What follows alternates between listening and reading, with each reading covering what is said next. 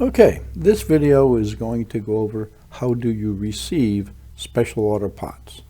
Now, it is assumed that if you watched video number 1, special order pots, also video number 2, ordering special order pots. This is the last step. The first step, we put in the customers and the service and the work orders with who they're for. The second step, we sent the order into the manufacturer. The third step is we're posting that order. It showed up at my door. So let's go in here, orders. Now, this is received orders. If it's a computer order, that means that we ordered it using this option here, which we told the computer we ordered it. If we didn't tell the computer we ordered it, but we manually just picked up the phone and order it, and the computer thinks it's still not on order, that's still okay. No matter which way you do it, it'll do the same thing. It's always going to check to see when you're posting orders, whether you're putting in a computer order or your manual order, it's going to check your special order file and see if a customer is waiting for it, whether it be a customer or service. So on all orders, it'll always be checking that. Okay, we did a computer suggested order, so let's go in here. If you remember, it was for this particular vendor. Here's the date we did it for. And now I'm going to type in my invoice number that's on the slip. Wants to know who I am. If you remember, these are the pots that we ordered. Obviously, there could be 100 pots. If there are 100 pots on this order and all of them came in okay, you could click here and say they all came in okay, and just click on the ones that didn't. You can also just click here, and I'm just telling, hey, that pot came in. It's verifying it. Now, if I click here, it tells me that pot's received. If I click here, it said it's not. Obviously, we have different codes. This means it came in. That means it got canceled. You could have a partial shipment or back ordered. Let's suppose that they only sent 44 in. Okay. So obviously, I also can do some other things. I can click here and get into my maintenance. If I got a deal on these, and maybe it's a spring dating order, and I got 10% off. So there's lots of other options here. We also can add some other pots. Sometimes you receive pots that weren't even on the order. When I'm done manipulating here, I'm going to hit the escape key. And I'm going to say I want to post this to my inventory. Now, here's what it's going to do. It actually went in and looked to see if anybody, any customers or service are waiting for these pots. And it's telling me that these customers right here are all waiting for the pots. What it did, it automatically put it in their invoice, took care of the deposit, and now it's just waiting for the customer to come in to pick up the pots.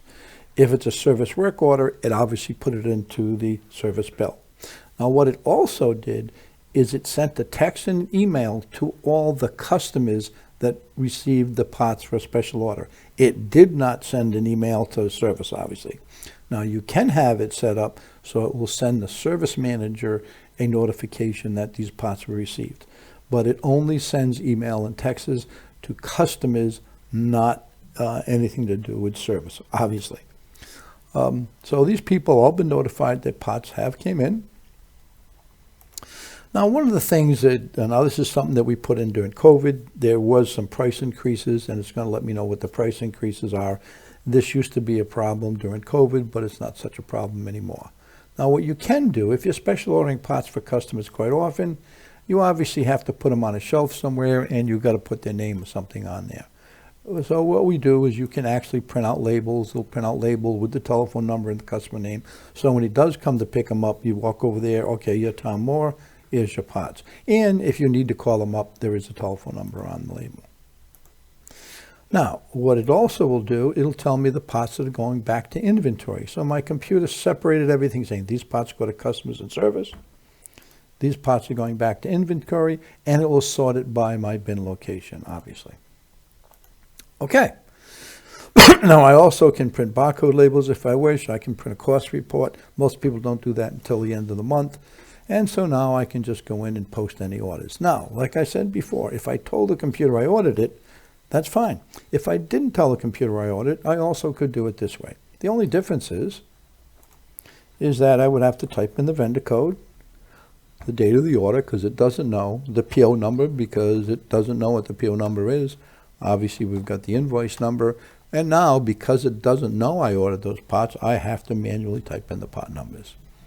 And really all I have to do is say, okay, I got 100 of them in. You shouldn't have to be changing prices because you're up to date on your prices. So here, all you'd really do is type in a part number, type in how many come in.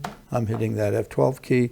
And now when I'm done, I'm going here. And obviously, it's going to give me that same listing that I had prior. Now, it's going to do the exact same thing. If I click here, it's going to tell me that, hey, this customer is waiting for this part. I just gave 8 of them to Tom Goody, and it sent him an email and a text letting him know. So either way, the same result happens, and I can print my special order labels and my bin report and so on. Okay, now customer shows up at the door, and he wants to pick his parts up. So I'm going to go over here. We don't have to worry about anything. The minute I type in who the customer is, it's going to actually tell me, hey, there are some special order parts that came in. Do you want to pick them up now? If he says yes, okay, we'll pick them up. It is telling me that there's a price increase. No, there again, it doesn't automatically increase the pricing because this customer paid up front. And maybe it went up by $10. So you can make the decision, do you want to tell the customer, hey, you need to owe me $10 more? If you do, you can obviously click here and change the price. In this case, we're not going to do that. We're just going to, that doesn't happen so much now that COVID's over. So all we're going to do right now is ring this out. Obviously, the customer's picking up the parts. He doesn't owe me any money. And now we're done. That's how easy it is. The system automatically took care of all my paperwork. When that part came in, it automatically notified the customer that it came in. It automatically put it in the invoice. It automatically kept track of how much of a deposit he had. It did all that paperwork, all that stuff for me. Also, for service work orders, if I go to my service program, obviously we can look, and that happens to be the work order number.